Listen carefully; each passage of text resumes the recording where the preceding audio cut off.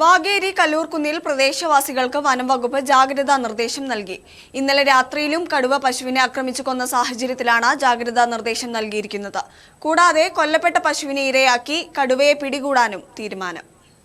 വാഗേരി കല്ലൂർകുന്നിൽ പശുവിനെ കടുവ ആക്രമിച്ചു കൊന്ന സാഹചര്യത്തിൽ ജനങ്ങൾക്ക് ജാഗ്രതാ നിർദ്ദേശം നൽകിയിരിക്കുകയാണ് വനംവകുപ്പ്. കൊല്ലപ്പെട്ട പശുവിനെ ഇരയാക്കി കടുവയെ പിടികൂടാനുള്ള തീരുമാനത്തിലാണ് വനംവകുപ്പ്. Kannur DFO Ajith K Raman, range officer Abdul Samad എന്നിവർ നാട്ടുകാരുമായി നടത്തിയ ചർച്ചയിലാണ് തീരുമാനം. കൂടാതെ പ്രദേശത്ത് 2 കൂടുകൾ സ്ഥാപിക്കും.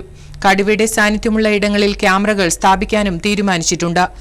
പശു കൊല്ലപ്പെട്ട സ്ഥലം അതിൻ്റെ ഉടമസ്ഥനുമായിട്ട് നമ്മൾ സംസാരിച്ചു.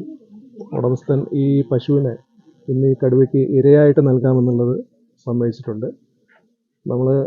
നമ്മുടെ കയ്യിലുള്ള ഏറ്റവും വലിയ കൂട് തന്നെയാണ് നമ്മൾ കൊണ്ടുവരുന്നത്.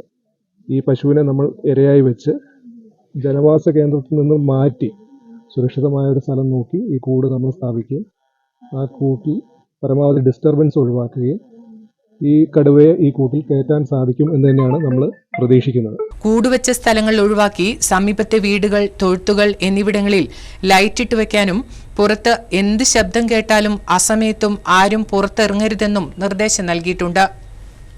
News bureau, Nadavayal.